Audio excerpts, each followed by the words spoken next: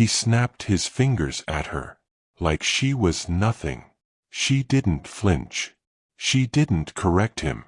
She had been waiting for this moment. His voice cut through the dining room before Amanda reached the table. Water. No ice. And make sure the glass is actually clean this time. He didn't look up. Stephen Hargrove never did. Not at waitresses. Not at people he considered beneath the effort of eye contact. Amanda placed the glass down carefully, deliberately. Her hand didn't shake.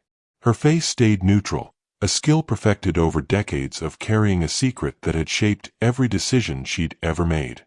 He looked at the water first, then at her uniform, then past her, as if she had already stopped existing. "I'll be back to take your order," she said.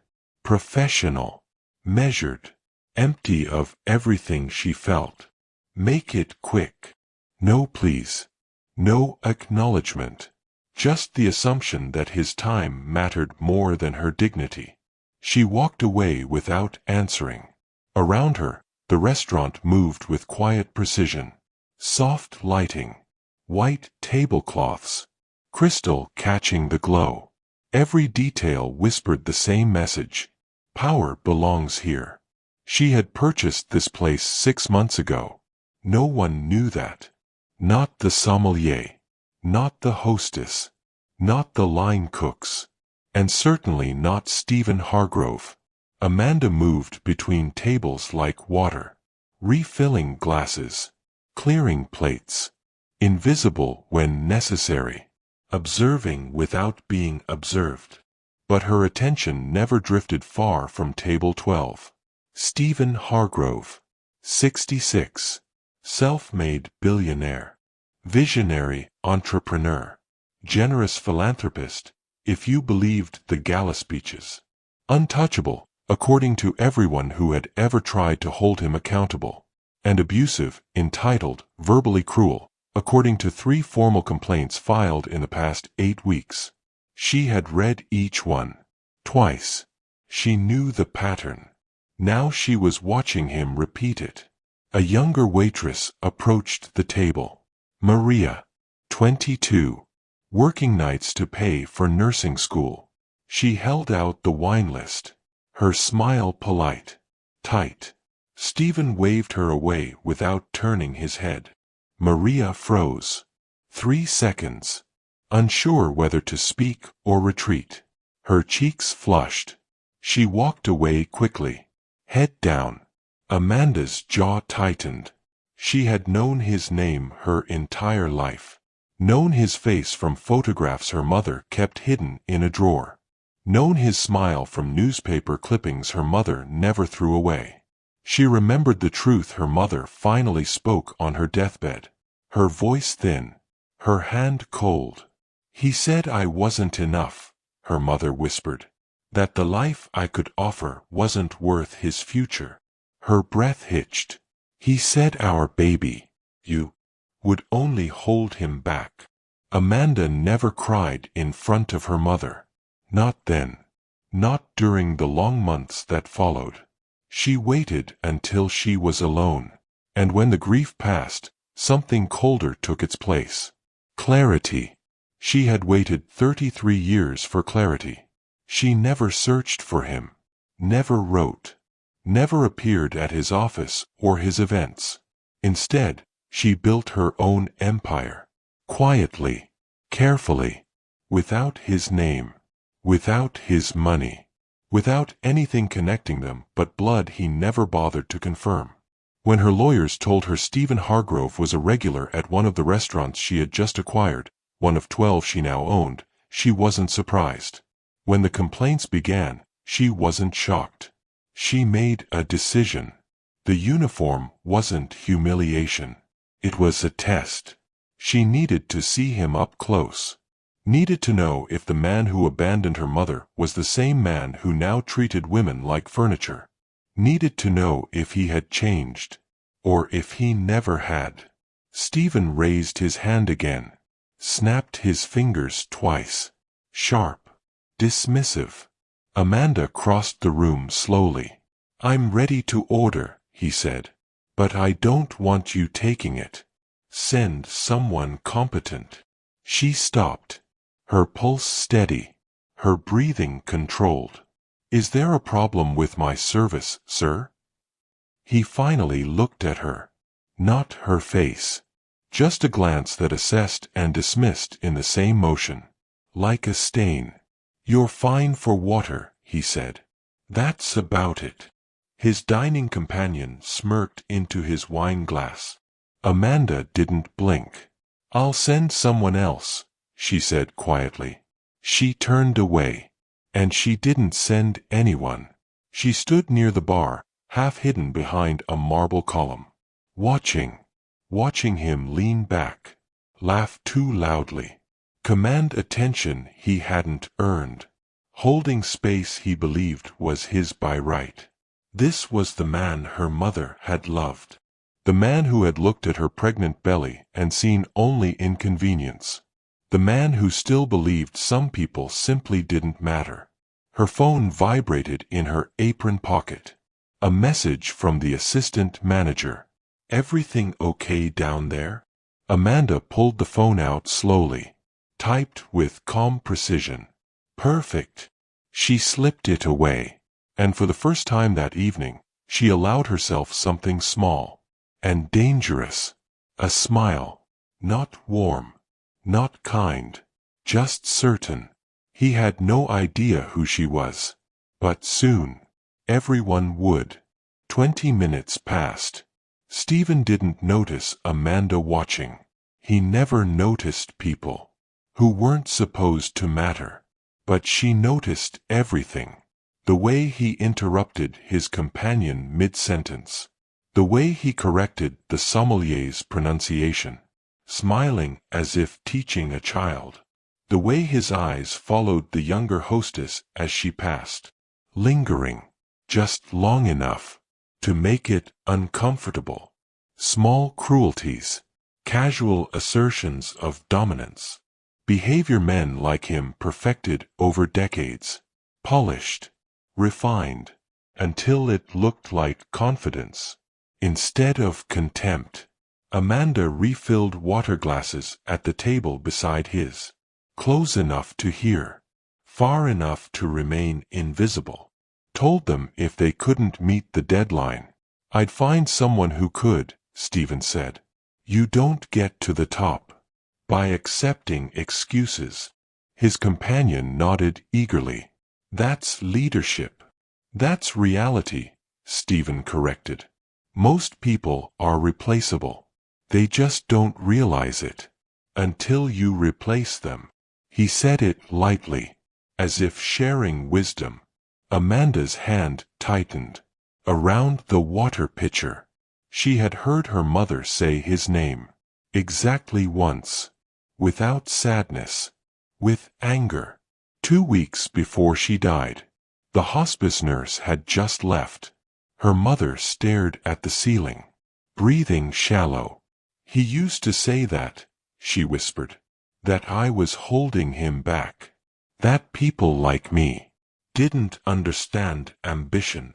Amanda took her mother's hand. He was wrong. Her mother smiled faintly. He didn't think so.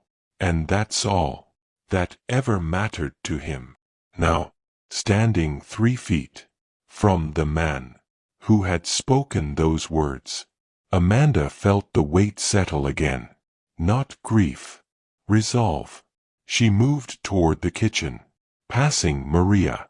Near the service station, the younger woman gripped her tray. Too tightly. Knuckles pale. You okay? Amanda asked quietly. Maria glanced toward table 12. Then back. He complained, she said. Said I took too long. You didn't. He said I should know better. Amanda's expression didn't change. You're doing fine. Maria hesitated. He asked the manager to make sure. I'm not assigned to his table again. Did he? Not a question. Maria nodded. Amanda touched her shoulder. Brief. Steady. Go take your break. I'll cover your section. You sure? Positive.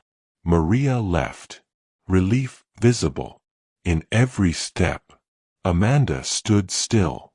Just for a moment. Face calm. Thoughts anything but. She pulled out her phone. Typed one message. To her assistant manager upstairs. Pull Stephen Hargrove's reservation history. Every visit. Every complaint. Every interaction with staff. The reply came quickly. Already compiled. Sending now. Amanda opened the file. 12 visits. In 4 months. 7 documented complaints. 2 formal requests. 4 server reassignment. 1 written warning. From the previous owner. Ignored. She scrolled slowly. Snapped fingers at server. Refused to acknowledge waitress by name. Spoke over hostess. Demanded different seating. Commented on server's appearance. Professional. Restrained. Carefully worded. To avoid liability. But the pattern was unmistakable. This wasn't rudeness. It was systematic. Amanda closed the file. Slipped the phone away. She returned to the floor. Same quiet efficiency. Different purpose. Every step deliberate. Every glance intentional. She approached table 12. As Stephen's companion. Stood to take a call. Stephen sat alone. Scrolling. Wine glass half empty. Amanda stopped beside the table. Can I get you anything else, sir? He didn't look up. Another glass. And tell your manager. I want a different server. Next time I'm here. She didn't respond. The silence stretched. Long enough. To be felt. Stephen glanced up. Irritated. Is there a problem? Amanda met his eyes. For the first time. She held them. Long enough. For the noise of the room. To fade. No problem at all, she said evenly. I'll make sure. That's noted. Something shifted. Not recognition. Confusion. A flicker. Of unease. Then go. She didn't flinch. She turned. Walked away. But not to the bar. She walked to the center. Of the dining room. And stopped. The room kept moving. Around her. At the top of the stairs. The assistant manager appeared. Tablet in hand. Watching. Amanda caught her eye. Held it. Then nodded once. The assistant manager's face. Went carefully neutral. She understood. Amanda returned to table 12. With a fresh glass of wine. Set it down. No words. Stephen took the glass. Didn't acknowledge her. Amanda stayed. Just a second longer. Than necessary. Long enough. For him to notice. Long enough. For discomfort. To settle. His fingers tightened. Around the stem. She stepped back. Turned.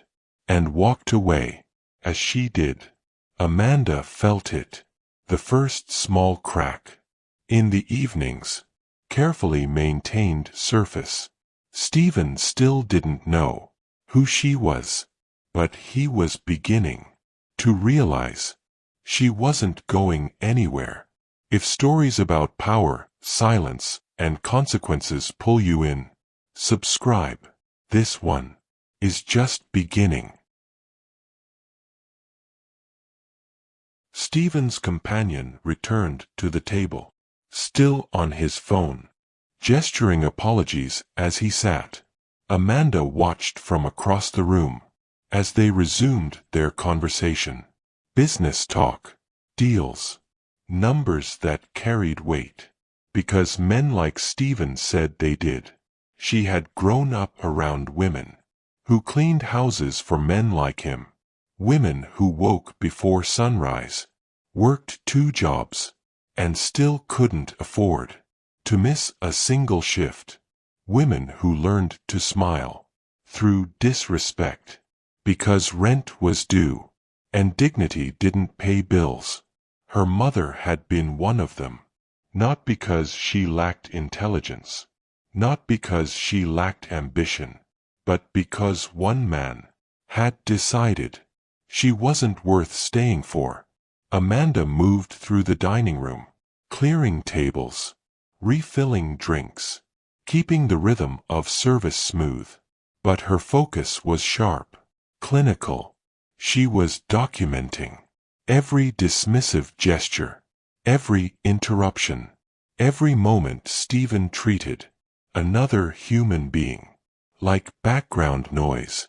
At table 12, he was speaking louder now, emboldened by wine and the illusion of privacy. The problem with people today is they think showing up is enough.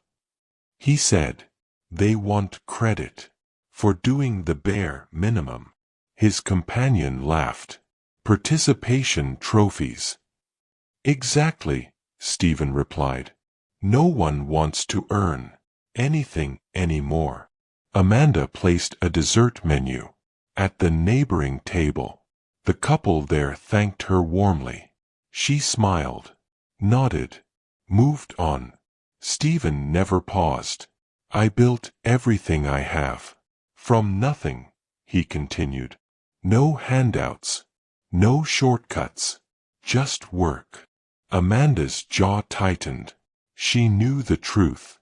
Her mother had told her the story, in fragments over the years, as if handing over shards of broken glass. Stephen hadn't built his empire from nothing. He'd built it from a loan his family had given him, a loan he never mentioned, never acknowledged. Seed capital for his first venture, which succeeded not through brilliance, but through connections. His surname quietly unlocked. He had rewritten his own history so many times. He'd started to believe it, and the world had allowed it, because powerful men were permitted to reinvent themselves. Women like her mother were simply erased. Amanda returned to the server station, where Maria was back from her break, checking orders with quick hands.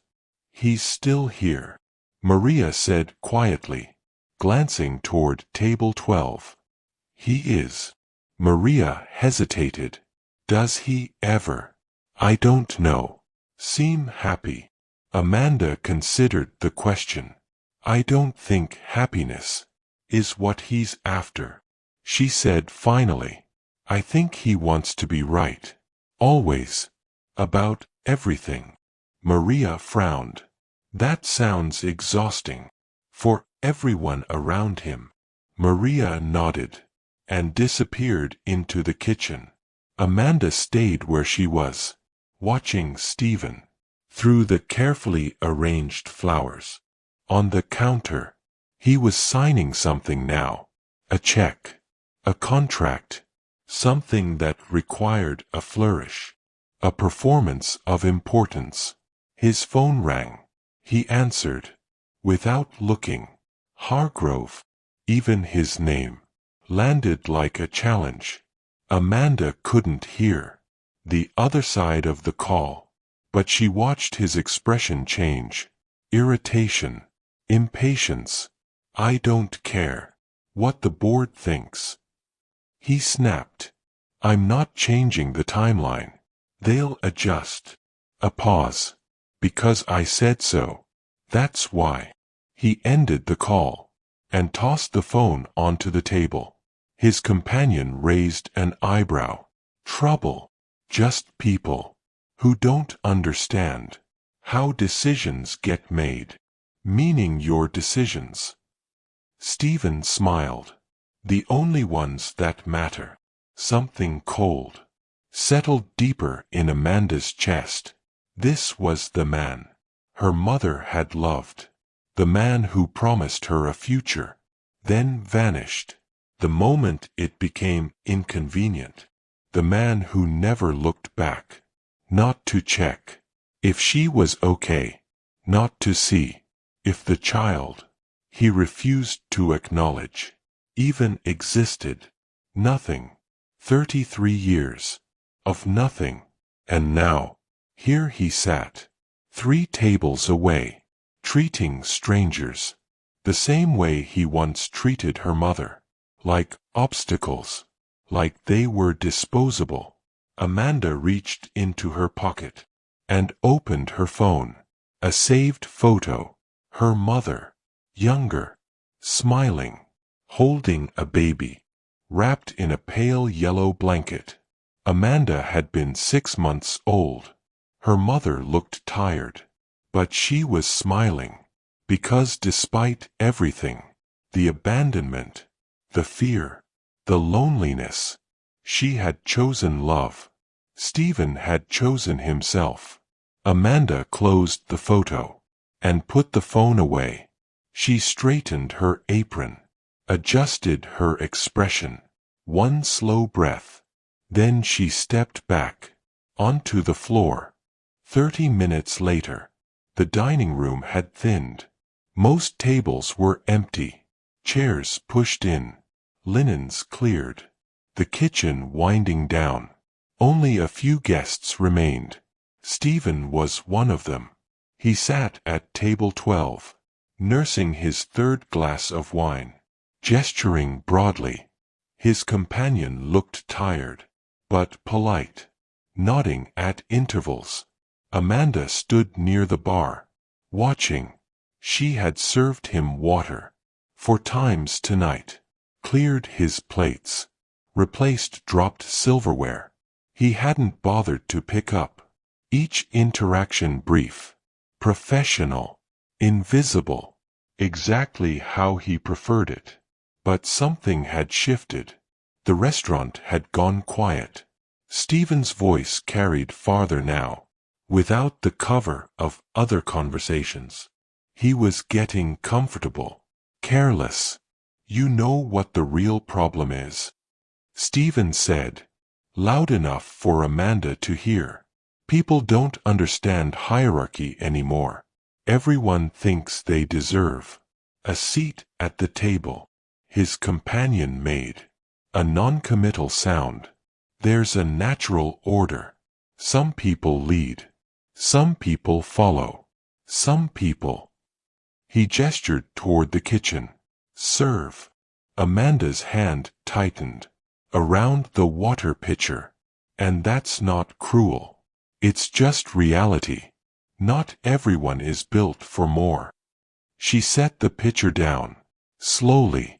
She had heard this speech before, from men in expensive suits, who spoke at conferences. Her mother cleaned. From executives, who passed her mother, without seeing her. From the father, who decided his own child wasn't worth the inconvenience. Amanda crossed toward table 12. Stephen didn't notice. The mistake people make is thinking effort equals value. It doesn't. You can work hard your whole life and still not matter.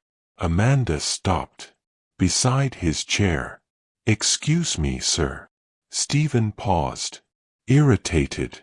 What? Not a question. A dismissal. I wanted to let you know. We'll be closing soon. I'm aware of your hours. I just wanted to make sure you had everything. If I needed something, I would have asked. Sharp. Final. His companion shifted. Uncomfortable. Amanda didn't move. I understand. I just wanted to. I don't need you to offer anything. Stephen cut in. I need you to do your job and leave me alone. The dining room went still. Amanda held his gaze. For the first time all night, she let him see something real. Not anger. not hurt. Certainty. Of course, she said softly. My apologies. She turned and walked toward the center of the dining room, where she stopped and stayed. Stephen glanced toward her. She was speaking quietly with another staff member near the host stand. The woman nodded, then disappeared into the back. Something felt different. The room had gone too quiet. The staff were watching. Stephen shifted in his seat. Maybe we should settle up, his companion said. I'll leave when I'm ready. But his voice had lost confidence. Amanda moved between the remaining tables. One couple paid and left. Now only 2 tables remained, Stephen's and one other. The restaurant felt larger, emptier, exposed. Stephen raised his hand. Check. No one responded. He raised it again. Amanda approached. Slowly. Of course, sir. Right away. But she didn't bring the check. She stopped, folded her hands. Before I do that, I wanted to ask you something. Stephen frowned. Excuse me. Do you remember a woman named Catherine Wells? Her voice was calm. She worked as a housekeeper 34 years ago. You met her at a charity event. You told her you loved her, promised her a future. Stephen went still. And then you left. The moment she told you she was pregnant. Silence. My name is Amanda Wells. She placed a photograph on the table.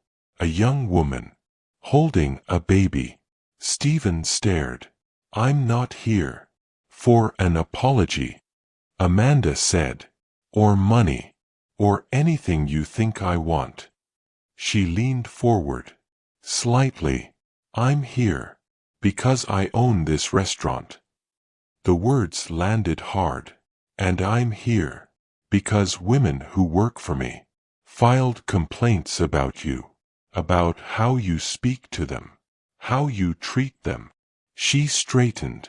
I wanted to know if the man who abandoned my mother was the same man who humiliates women for power. Pause. You are. Stephen couldn't move. Around them, every staff member watched. Amanda picked up the photo. Your check will be ready shortly, and after tonight, you won't be welcome here again. She turned and walked away, leaving Stephen Hargrove sitting alone, finally seeing the daughter he never wanted, and realizing she had become someone he could no longer ignore. For a long moment, Stephen didn't move. He sat frozen at table 12, staring at the space where Amanda had been. His hand hovered over the photograph, then pulled back, as if it might burn him. His companion had gone pale. Stephen, I think we should. Shut up. The word came out strained, almost panicked. Stephen's breathing had changed. Shallow, uneven. Around them, the restaurant remained still. The staff watched from their positions, behind the bar, near the kitchen, at the host stand, not with satisfaction, not with anger, just watching, bearing witness. Stephen finally looked down at the photograph. Catherine, younger than he remembered, holding a baby he had never met, the child he'd told her to take care of. Not our baby, not my daughter, just it. And she had, for 33 years, while he built an empire on the myth of a self-made man, a story that erased her completely. Stephen's hands began to shake. He pushed the photograph away, then pulled it back, unable to stop looking. "We need to go," his companion said quietly. "Now." Stephen didn't respond. His mind raced, replaying the evening, searching for the moment. He should have known, but there had been nothing. No recognition, no familiarity. She had been invisible, exactly as he had intended, all those years ago, and she had used that invisibility as a weapon. This hadn't been impulsive or emotional. It had been planned.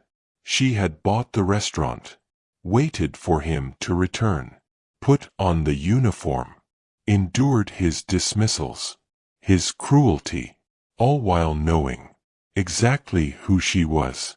And he had given her everything she needed, every snapped finger, every condescending word, every reminder that he believed some people didn't matter. She had documented it all, then revealed herself, in front of his associate, in front of her staff, in a room where his voice had carried for an hour, proclaiming his superiority. Stephen stood abruptly, the chair scraping behind him. She can't just. He looked around, searching for someone to appeal to. There was no one. The remaining guests were gone. Only the staff remained, still watching. Stephen grabbed the photograph, crumpling it. "Where is she? I want to speak to." "She's not available." The voice came from behind him. Stephen turned. A woman in a dark suit stood near the bar. "Professional. Come. I'm the assistant manager. Ms. Wells asked me to handle your check." She held out a leather folder. Stephen stared at it. "I'm not paying for this. The meal has been comped. There's no charge. I want to speak to her. Now." "That won't be possible." "I don't care what's possible. Get her out here." The assistant manager didn't blink. "Sir, I'm going to have to ask you to leave. Do you have any idea who I am?" "Yes, sir. We do." The words landed. Simple. Final. Stephen opened his mouth, closed it. His companion touched his arm. "Stephen, please. Let's go." For a moment, he looked like he might argue, assert authority. But there was nothing left to assert. He turned toward the door, movements unsteady, then stopped. "Tell her." But there were no words, not ones that mattered. Stephen walked out. The door closed. With a soft click, the restaurant exhaled. Staff began moving again, clearing tables, resetting for tomorrow. Quietly, carefully, near the kitchen, Maria stood with her arms wrapped around herself. The sommelier touched her shoulder. No words, just acknowledgement. Upstairs, Amanda sat alone in her office, watching the empty dining room. On the security monitor, she had seen everything. She should feel satisfied, vindicated. But what she felt was quieter, sadder. She opened her drawer. Inside, the original photograph. Her mother's smile looked back, tired, genuine, full of love. Stephen had never understood. Amanda touched it gently. "I saw him, Mom," she whispered.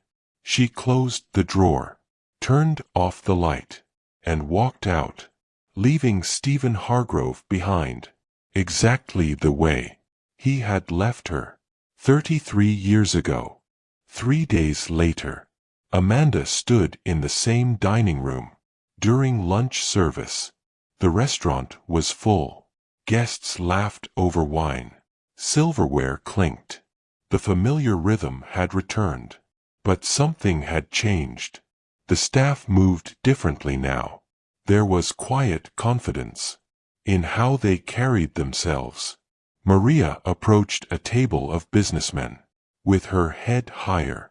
When one snapped his fingers, she stopped, turned slowly, waited, until he actually spoke.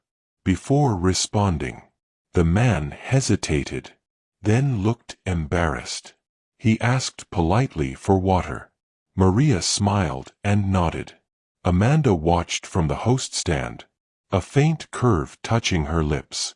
The story had spread, not publicly, not dramatically, but through whispered conversations, in break rooms, through messages exchanged late at night, between servers, who had tolerated too much, for too long.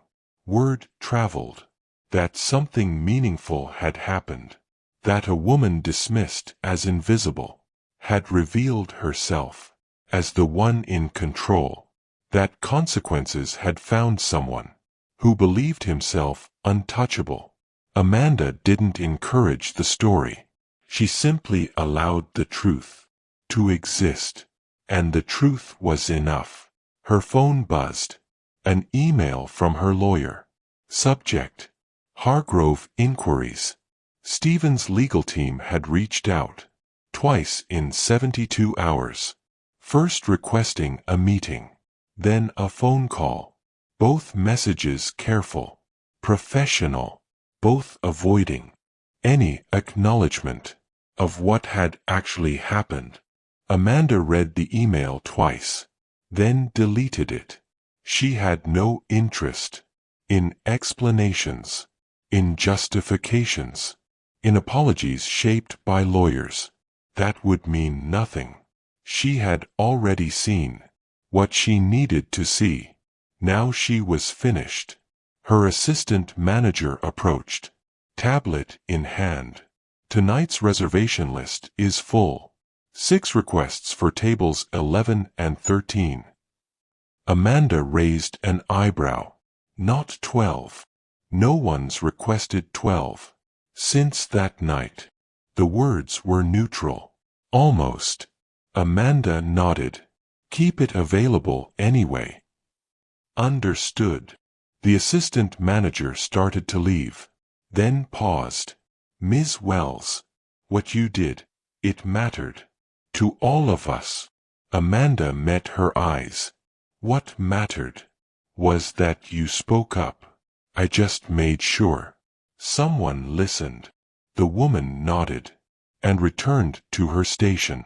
Amanda stood alone, watching the dining room. This restaurant was one of 12 she owned, built quietly, investment by investment, never seeking attention, never seeking approval, certainly never seeking her father's recognition. And yet, some part of her had wondered if he saw her now, successful, self-made, in ways he had only pretended. Would it matter? Would he feel regret, pride, anything? The answer was no. Stephen Hargrove could not see her as a person, only as a problem he had once avoided. That realization, painful as it was, had freed her from needing his understanding, from needing acknowledgement, from waiting for closure that could only come from him. She didn't need any of that.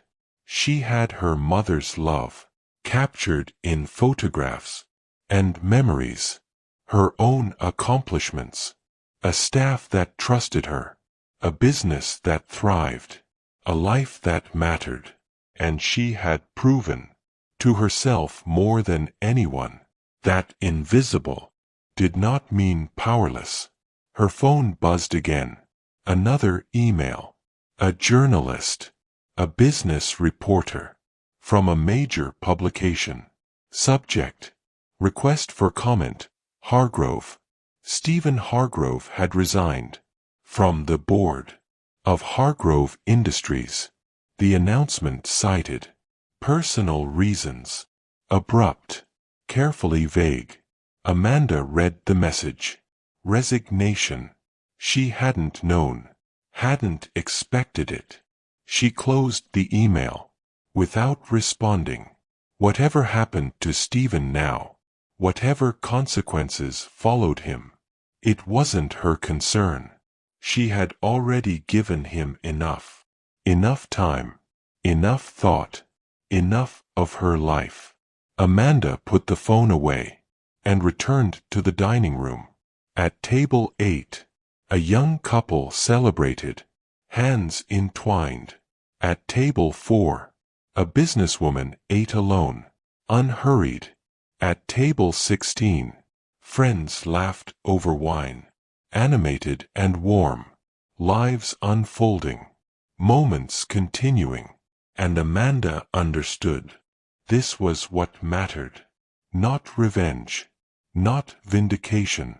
Creating spaces where people could be seen, where dignity wasn't optional, where serve didn't mean invisible. That was the legacy, worth building. And unlike her father's, it was built on something real. 2 weeks later, Amanda received an unexpected visitor. She was reviewing quarterly reports when her assistant manager called. "Ms. Wells, there's someone asking to speak with you." Amanda glanced at her calendar. Nothing scheduled. Who? A pause. David Chen. He was with Stephen Hargrove that evening. Amanda's pen stopped. Stephen's companion. The man who had sat nodding politely through monologues about hierarchy. "Tell him I'm not available. He says he needs to apologize. That he'll wait as long as necessary." Amanda closed her eyes briefly. 5 minutes. Then send him up. She stood and crossed to the window, overlooking the dining room. Lunch service was in full swing. Tables full. Everything functioning as it should. A knock. "Come in." David Chen entered. Younger than she remembered. Mid-30s. The expensive suit was gone, replaced by simple business casual. Discomfort showed in his posture. "Ms. Wells, thank you for seeing me." Amanda gestured to the chair. "You have 5 minutes." He sat, hands clasped tightly. "I don't deserve your time," he said. "I watched him treat you, treat everyone, like nothing. And I said nothing." Amanda waited. "I told myself it wasn't my place, that speaking up would cost me professionally." He stared at his hands. "I worked for Stephen's company 6 years, watched him operate that way with dozens of people. And I stayed. And you stayed." Amanda repeated quietly. "Because the job paid well. Because it looked good. Because I was building something." He looked up. "After that night, I couldn't anymore. I resigned the next morning." Amanda studied him. "Why tell me this?" "Because what you didn't just affect him. It affected everyone who witnessed it." He leaned forward. "For 6 years, I convinced myself cruelty was the price of success. That this was just how power worked." His voice faltered. "And then you proved it wasn't. That you can build something real without destroying people." Amanda remained silent. "I'm not asking forgiveness," he said. "I just needed you to know. Your courage changed something in me." He stood. "Thank you for your time." He turned toward the door. "Mr. Chen." He stopped. "What are you doing now?" He hesitated, looking, trying to find something that aligns with who I want to be. Amanda considered him. I have 11 other restaurants. I'm expanding. I need people who understand that how we treat others matters as much as profit. His eyes widened. I'm not offering a job, but if you're serious, send me your resume. We'll see if there's a fit. Thank you. I will. He left quietly. Amanda returned to the window. The ripples from that evening. Maria's confidence. The shift in the staff. Stephen's resignation. And now this. A man who had been complicit. Choosing differently. Change didn't come from grand gestures. It came from small decisions. Moments where people decided they could no longer participate in systems that diminished others. Her phone rang. Mrs. Patterson, her mother's former neighbor. Amanda, dear. Stephen Hargrove stepped down. Very sudden. Amanda said nothing.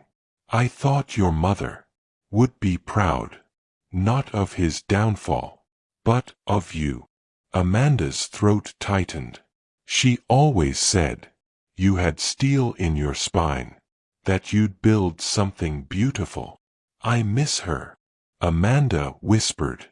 I know, sweetheart, but she sees what you've built. Not just restaurants. The way you treat people. The way you lead. They spoke briefly, then said goodbye. Amanda sat alone.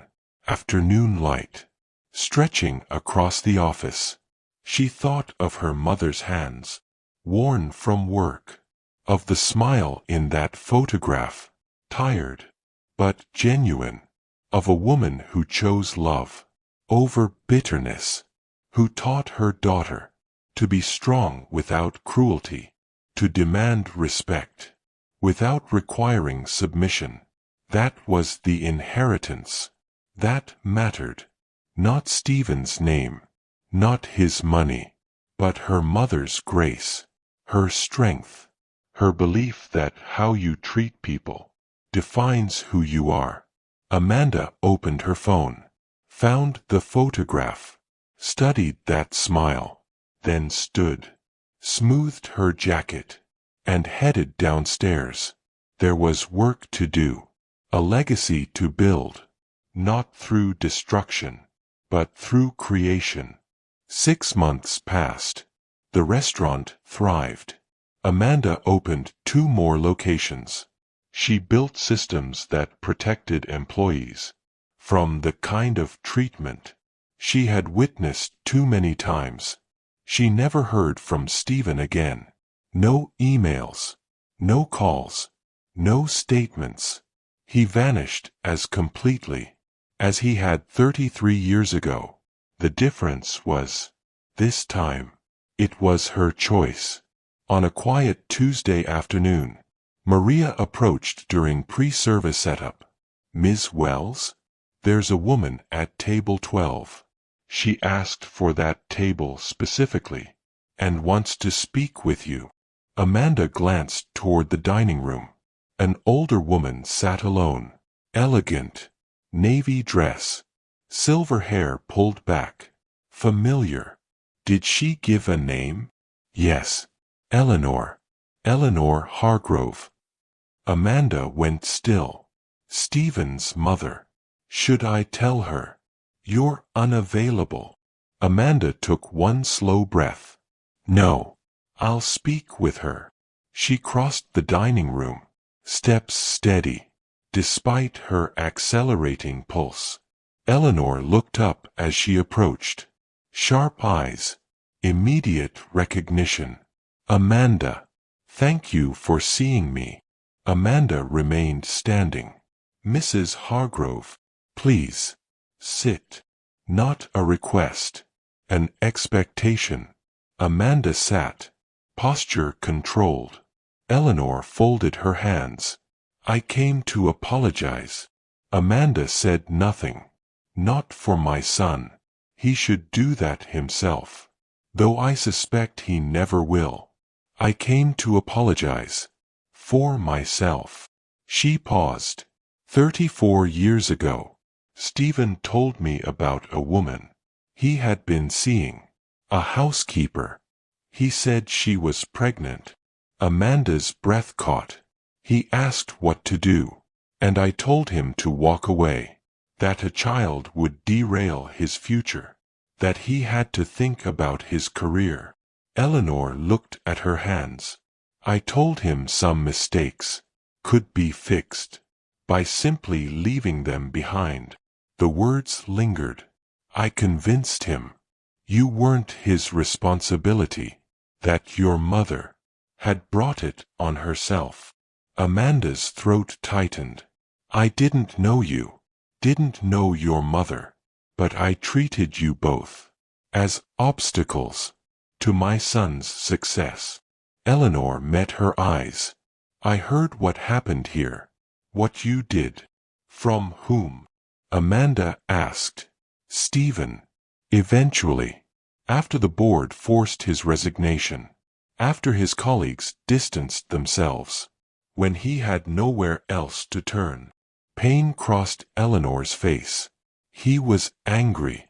Said you humiliated him, destroyed his reputation.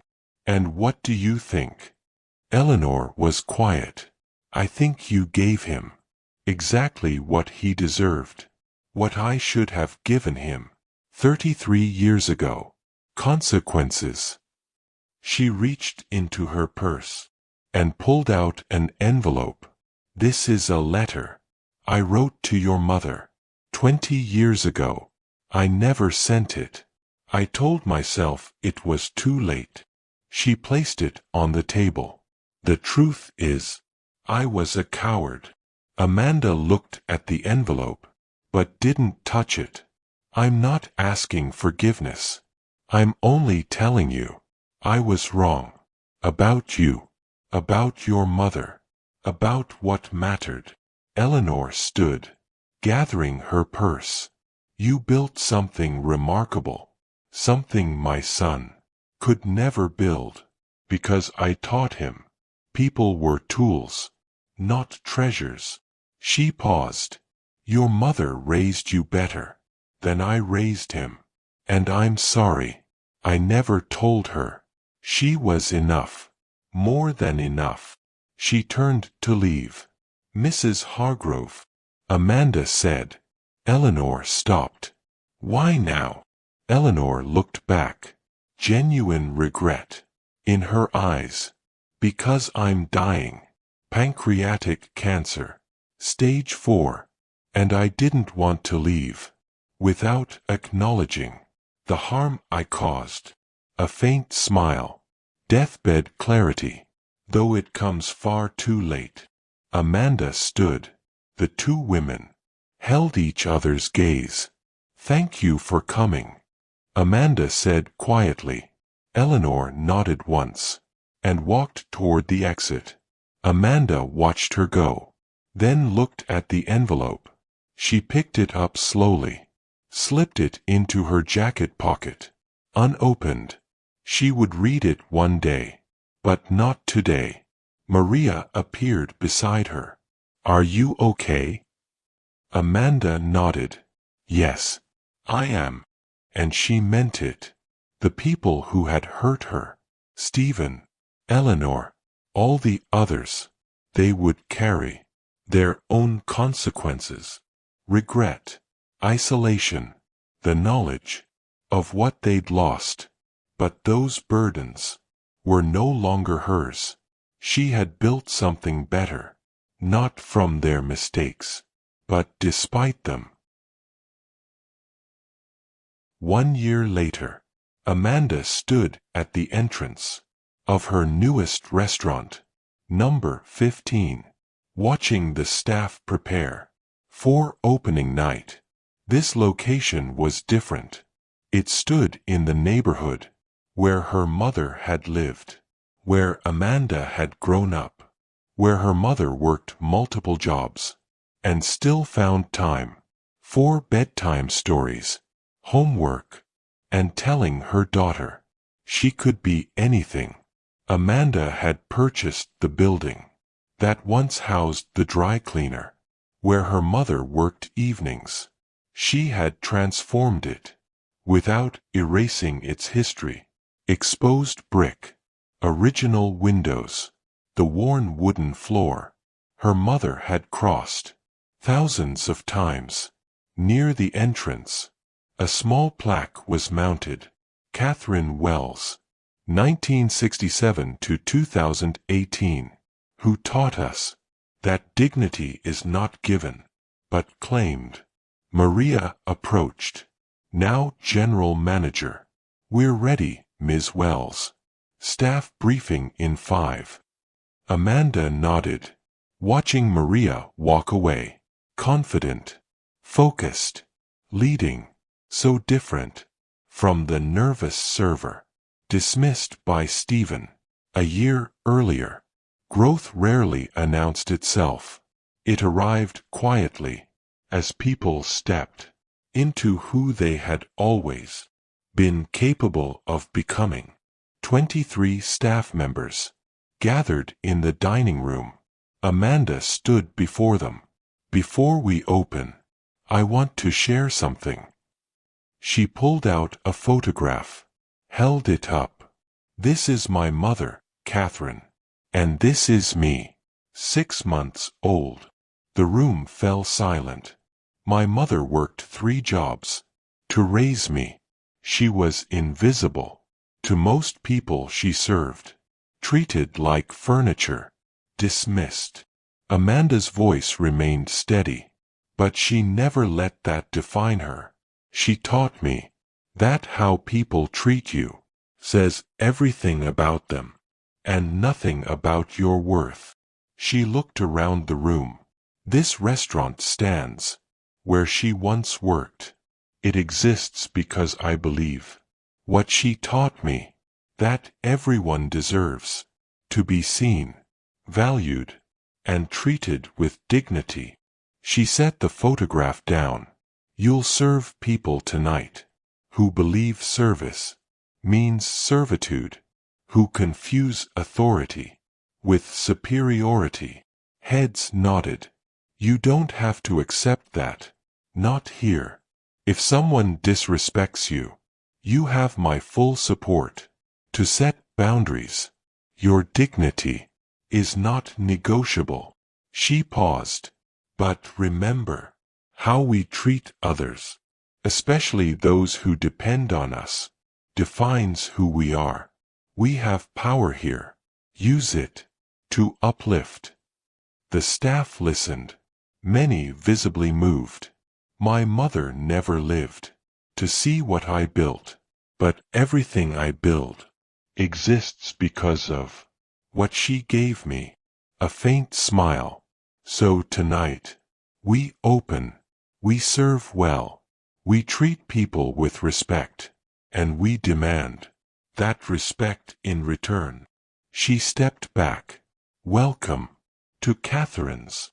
Applause filled the room. As Maria took over, Amanda moved to the window. She looked out at the street, where she'd grown up, the corner, where she'd waited for her mother. After school, her phone buzzed. A message from David Chen, now Director of Operations. All 15 locations strong. Your mother would be proud. Amanda smiled. She would be proud of all of us. Guests began arriving. First through the door were Mrs. Patterson and her mother's old friends, women who had worked alongside Catherine, who had helped raise Amanda. They studied the room, eyes bright with wonder. Oh, Amanda!